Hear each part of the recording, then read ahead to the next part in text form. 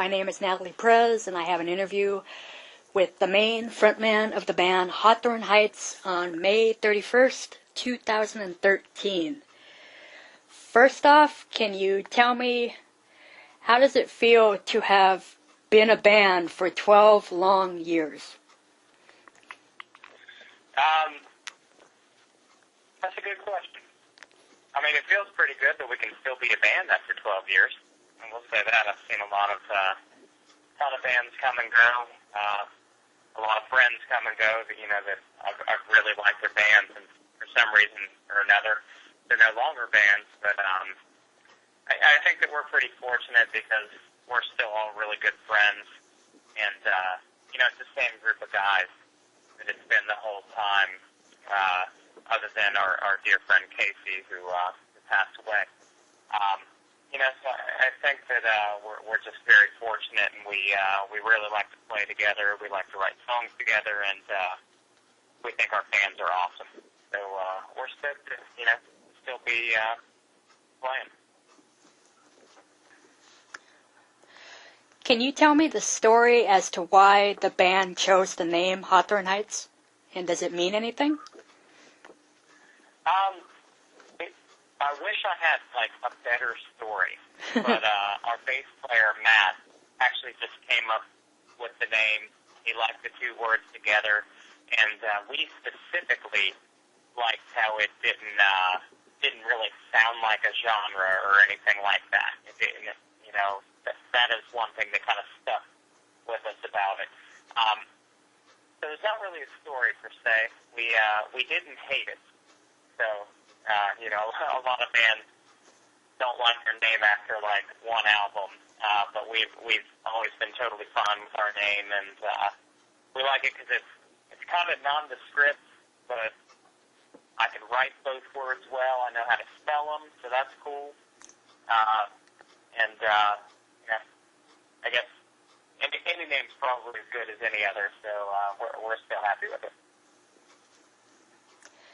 Why did you want to call your fifth album Zero?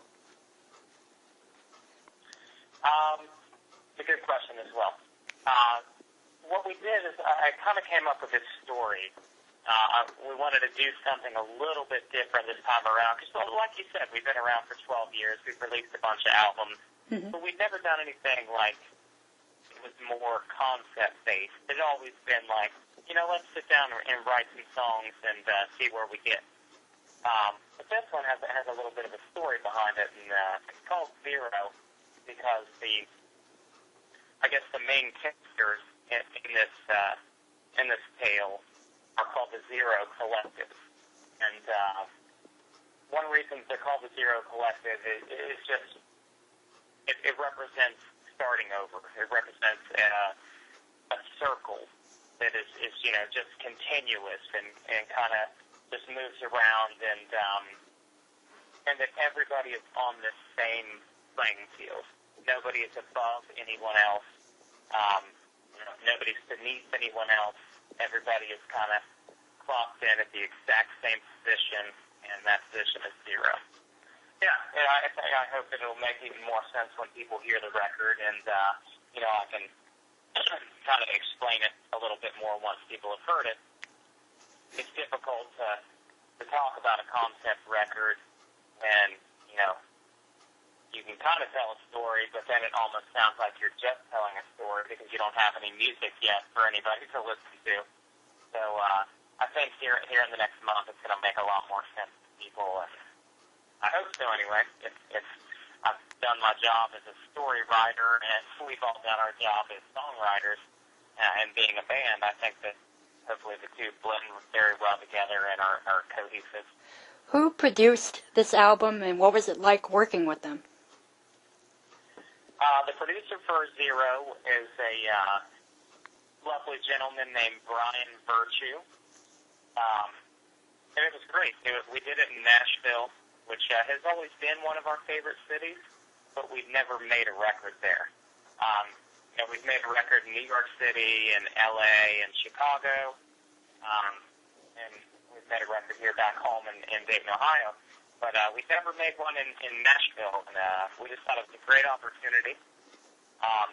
stay there and kind of really take in what Nashville has to offer, as well as work with a great producer.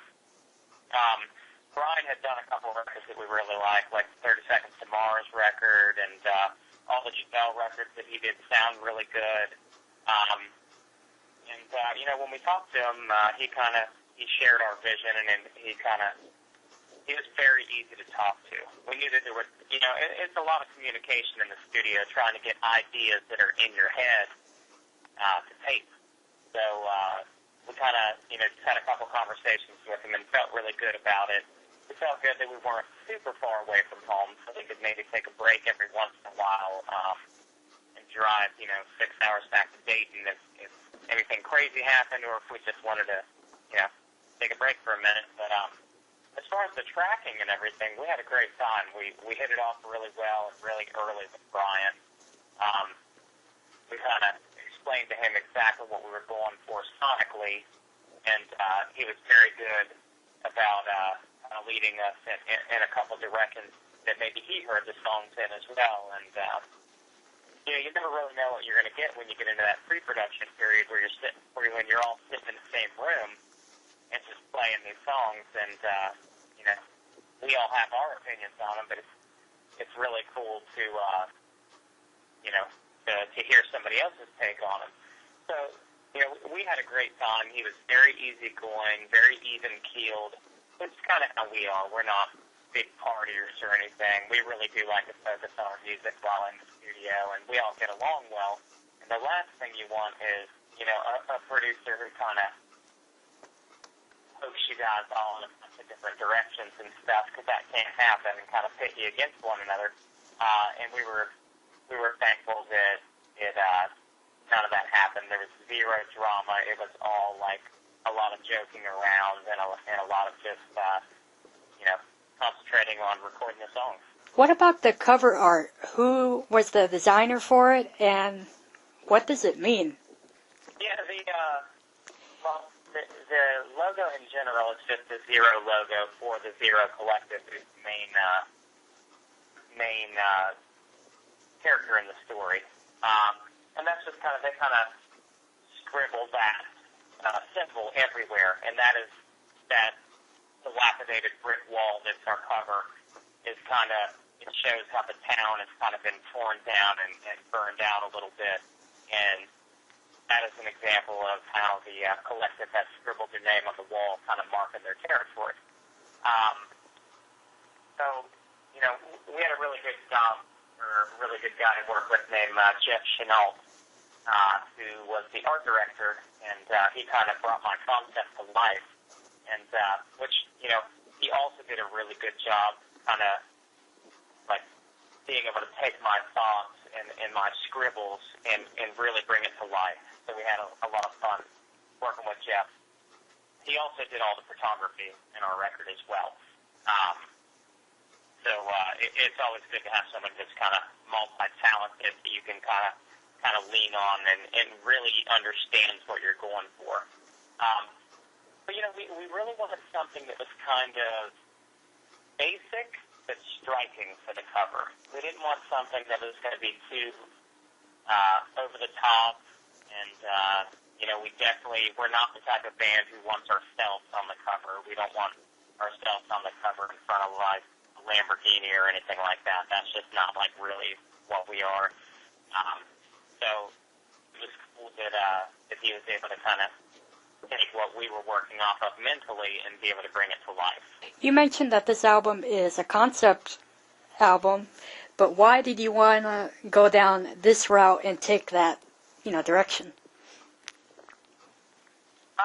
I guess we were just talking about it, and it's something that we've never done. It's really, as a band and a group of musicians and friends, you never want to keep treading the same territory. And, we're happy with who we are as songwriters and what style of music we play. And, we don't want to give too much of a musical curveball to our fans who have been with us from the beginning.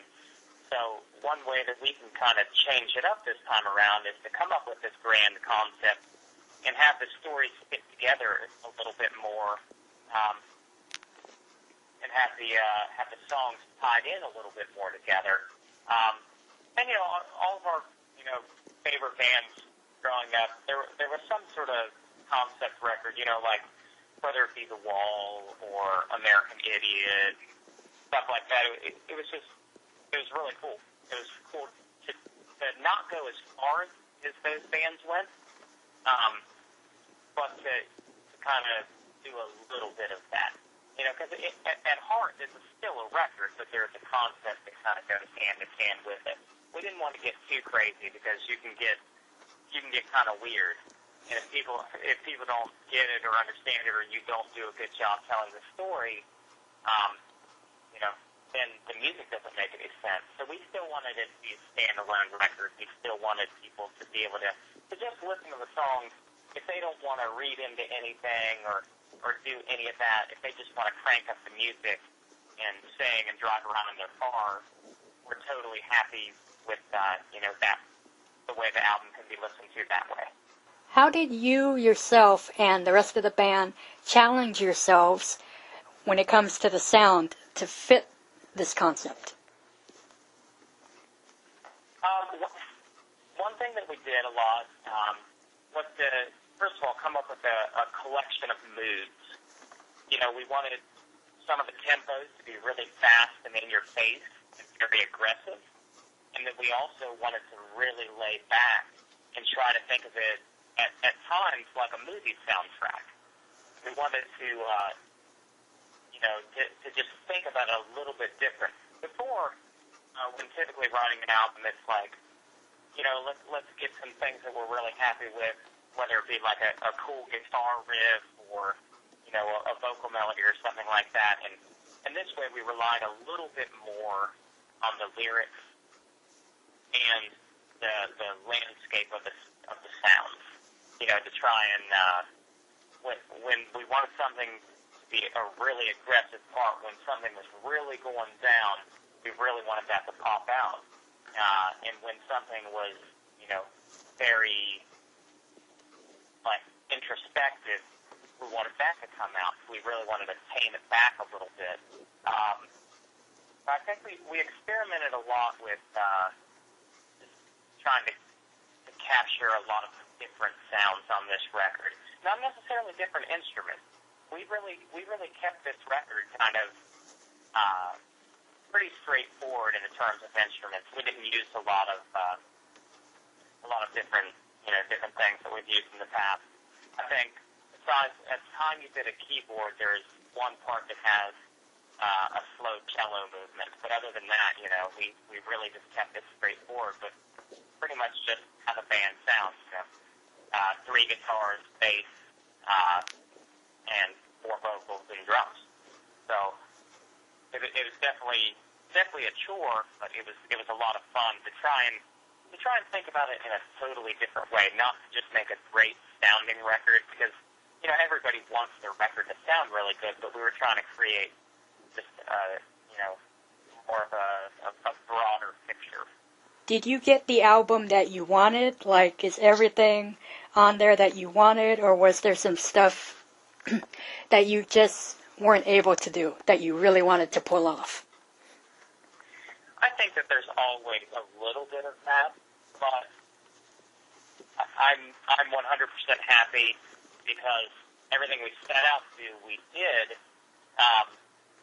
I would have liked to have a little bit more time to maybe work on another song or two and to try and, tell a little bit more of the story. But, you can't really release too many songs.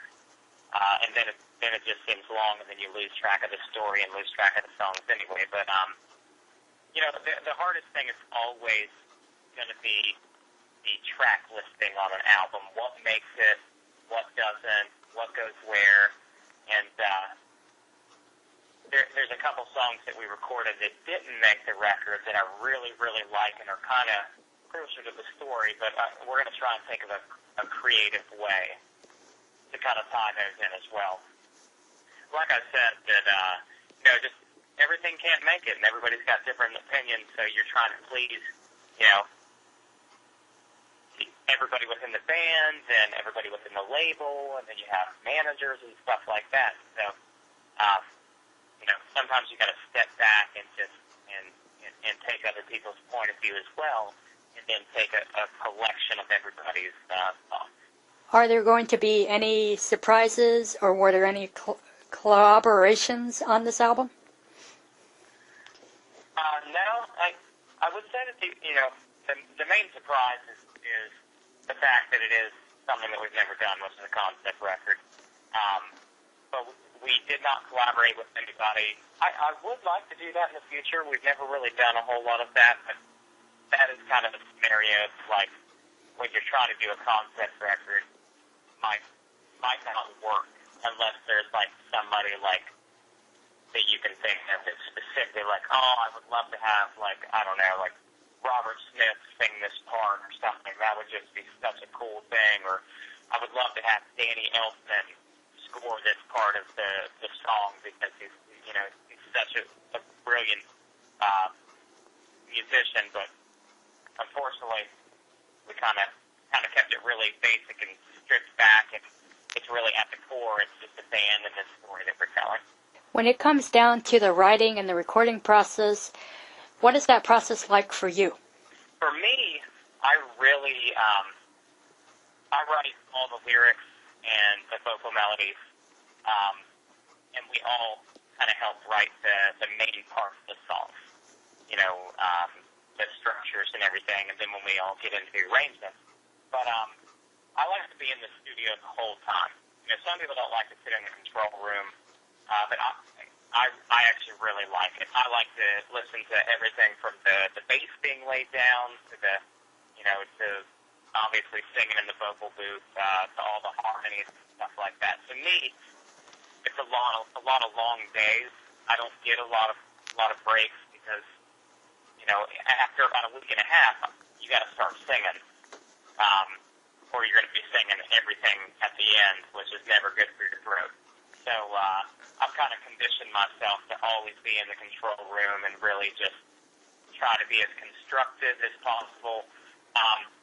And as far as the entire band, I think we've learned to not nitpick each other over little tiny things, and we've learned to keep the studio be nice and kind of light, so that way you don't have a lot of stress and you're not kind of pushing each other's buttons, because you're never going to get a good take out of somebody when you're really ribbing them for something that's kind of inconsequential. So it was. I wish I had more drama, but this time around it was really easy because Brian, the producer, was very easy to work with, and we kind of we've made a lot of records before, and we really knew what we wanted to do.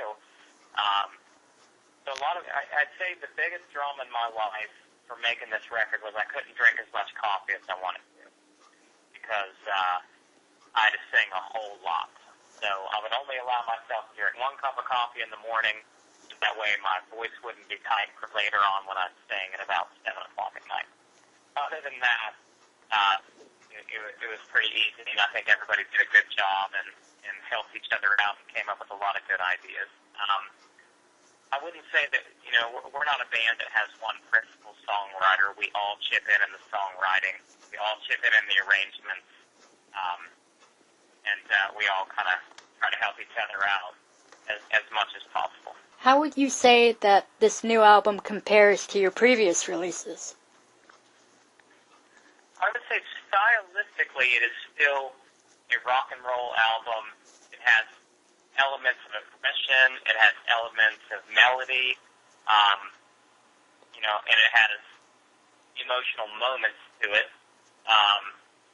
Because if you don't believe in what you're doing, it's kind of no reason to do it. So we try to touch on as much as we can while we're in there. But I think that Hawthorne Heights fans are definitely going to think that it sounds like a Hawthorne Heights record, and fans of aggressive music in general, I think will like it.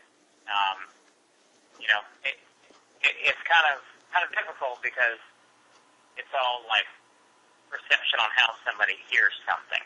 You never really can, you could think that you wrote your softest album, and people could think it sounds heavy, and vice versa. So I think that it's stylistically, it's within line of what we have done before, but there's a couple, peaks and valleys that we've tried this time around, and kind of, like I said, we kind of kept it stripped back and just trying to make it sound like a lot of rock and roll guitars and a lot of kind of hammering drums, and then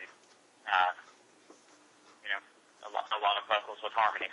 This summer, you guys will be a part of the Vans Warped Tour, and it has been 6 years since you last played. How does it feel to be returning to that environment?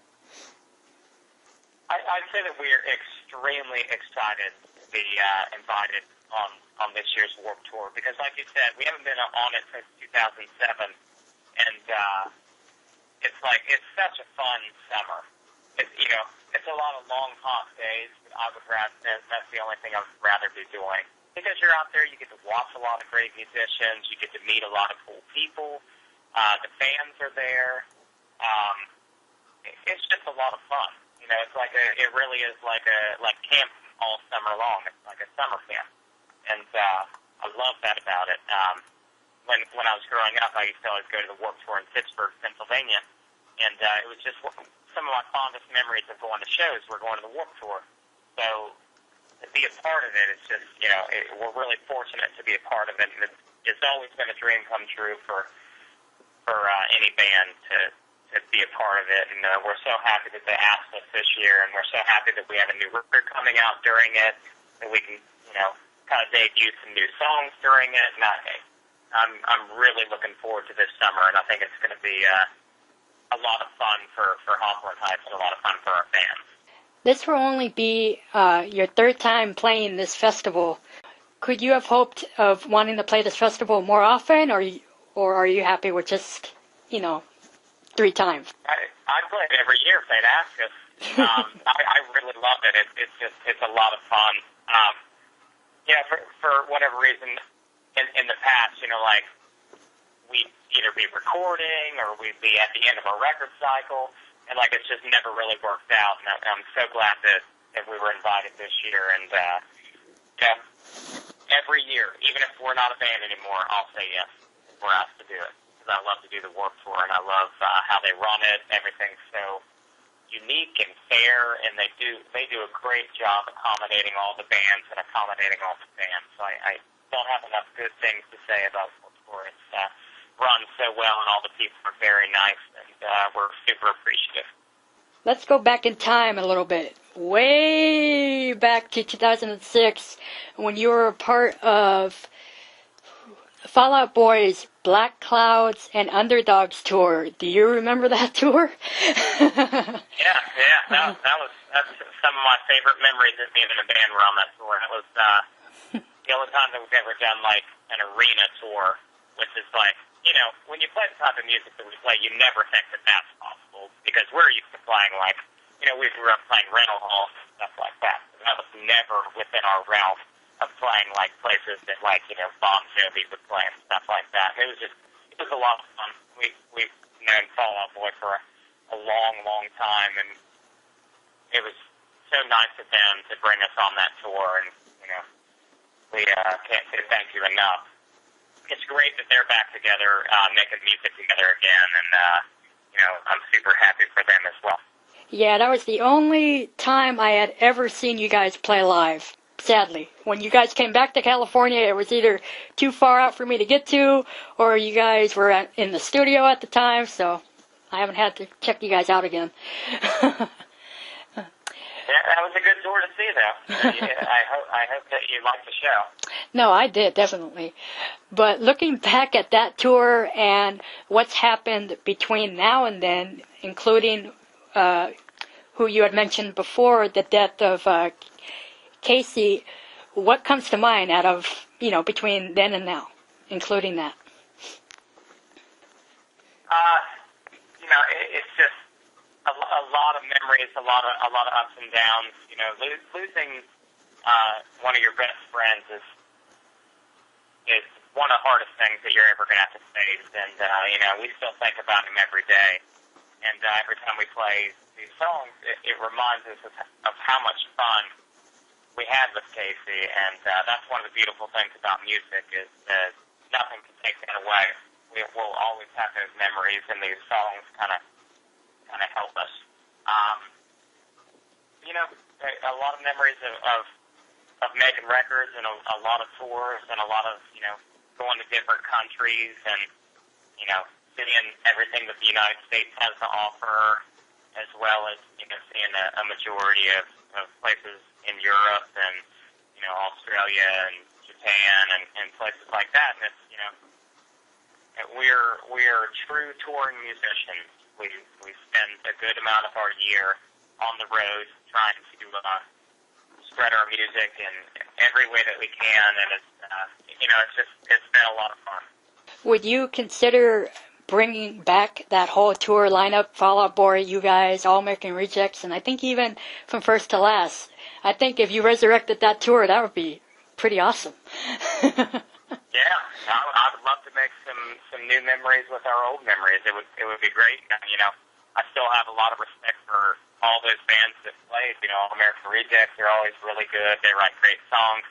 Fall Out Boy is, you know, always been one of my favorites. And From First to Last, we've known those guys for a long time too. And you know, it was great to play a bunch of shows with them. So, you know, I would love to do it again. Somehow, if you can make that happen, I'm in. Next year will mark the 10th year for your debut release, The Silence is Black and White. And as you might be aware, who knows, a lot of bands tend to take that mark or even smaller marks or higher marks. Well, hey, this album has been around for, you know, this, that, and the other. Let's play it in entirety. Do you plan to do this? I wouldn't say that we have plans to do it yet, just because we're trying to finish out this year. And, you know, we do know that it's our 10-year anniversary, and we think about it, and we're like, geez, first of all, I cannot believe it's been 10 years, but second of all, what a great time it's been, and how people still sing along to those songs when we play them live it's just remarkable. And I would love to do it if we can figure out a way to do it, you know, how we want to do it, which I don't even know how we want to do it yet. I would love to, because some of those songs we've never played live. You know, there's always 3 or 4 songs on a record that, for some reason, you don't get to, whether it be they're not fan favorites, or they're not your favorites, or you just have too many songs. You know, it would be great to kind of dig up all those memories by playing them every night, and for our fans to dig up some of their memories as well. I think it would be a lot of fun. You know, if somehow we can get it together, that would be great. Right now, all I can really think about is leaving in 10 days to meet up the Warped Tour in Seattle, and our new record coming out June 25th. You know, when you've released a lot of music and done a lot of tours, you kind of take it more day by day than you do a year from now. So I think it came out June 8th. So June 8th, 2004. So that will officially be the 10-year anniversary. So, you know, we definitely got to talk about it and see if it's something that everybody's into, to see if it's even an opportunity that we can do. You know, you never really know. So, we're definitely happy that, you know, that we're still here after 10 years, and we're always blown away by the fact that so many people like our music, and it's crazy. Can you tell me, how did Mark McMillian came into the picture and become a member of the band? Yeah, we've known Mark forever, since before we were Hawthorne Heights. We've always played a bunch of shows with him. He's from the same area that we're from in Dayton, Ohio, and we really respected his other band called The Story Changes, and we took him on tour one time, and, you know, we just we hit it off. We, you know, kind of reconnected as friends, and his band wasn't able to tour as much anymore, so we were like, well, why don't you come and, you know, play guitar for us, and let's just have a lot of fun with it. And, you know, so Mark did that for 2.5, 3 years and put his time in, and always played so well and was, always added a lot to our live element and was, totally different than Casey. So it's not like we're not replacing Casey by any means. Casey will always be a member of our band and in our hearts. So it was cool because he's a different type of guitar player, and he's not like, he doesn't scream or anything. He doesn't have the same personality that Casey does whatsoever. So it's like, it's a totally different change. But we just thought that it was time because he worked so hard for us and always did everything that we ever asked and never asked anything in return other than he just loved to play the songs and loved to tour with us and loved to see all these new places and meet our fans and everything. So it was right. And he's also a great musician. And it's been a lot of fun having him. You guys have been through a series of various record labels, and now you happen to get signed with Red Entertainment. How did this all happen? That's something that our manager, Jason Fields, kind of brought to the table. I'm not really a business type dude when it comes to that stuff. I kind of concentrate more on songwriting and that sort of thing. So it seemed like a good opportunity, and we wanted to push our record back into stores and just kind of get away from releasing it ourselves and being in control of everything. There's a lot of fun with that, but we knew that it was going to be like a long summer and a long year, and we wanted somebody else that really enjoyed our music as well to put it out. And when he came to us and said, I really like this, I would really, love to make something work, it just, it ended up being the best thing for us. And we're really happy about it, and we're really excited to see kind of what Bob and Red River have in store for us. And, so far so good. We're really happy with everything and happy with the way the record turned out. And I believe they are as well, and so I think it's going to be a lot of fun. You never know how one of these partnerships ends up, but I think that we made the right decision, and we're ready to hit the ground running pretty hard here. You guys had decided to use Pledge Music to help fund and release this album.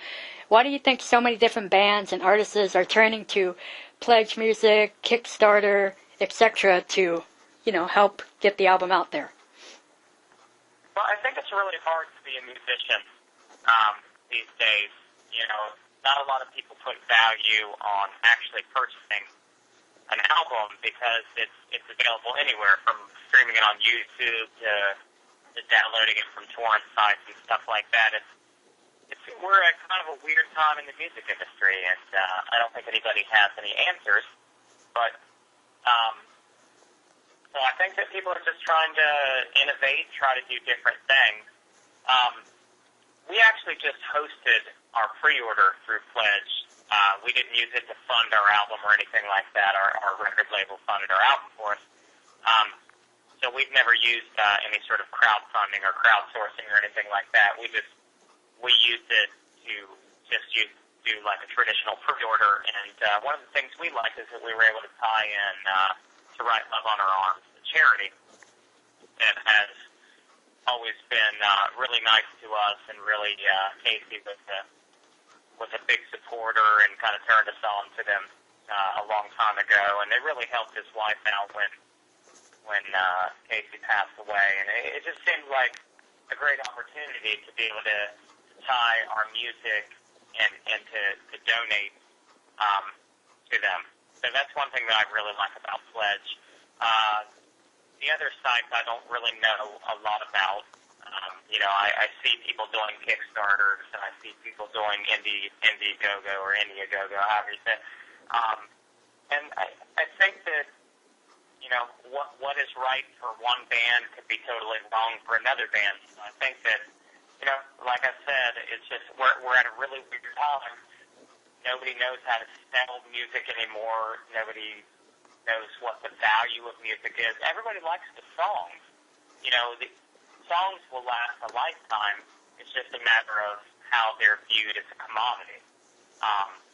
And that's not really like up to us as bands. You know, we just want to write songs and play to our fans. So I'm sure that there's a lot of people who think that crowdsourcing and like those type of things is the best thing in the world, and there's probably people who think it's the worst thing in the world, but the honesty is it's probably somewhere in between. What works for one person might not work for somebody else. Yeah.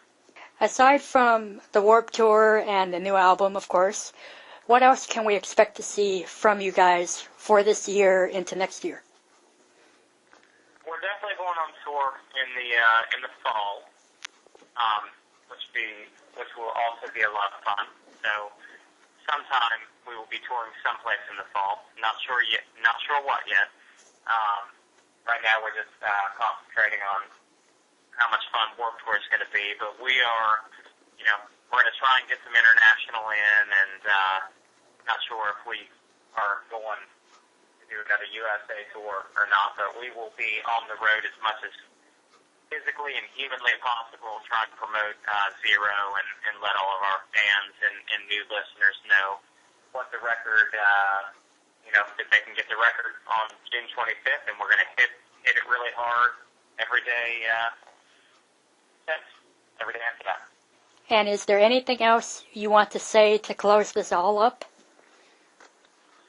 I think that I'd really just like to say, thank you very much for covering us, and thank you to all of our fans who read interviews and who listen to music and who we've made an impact on.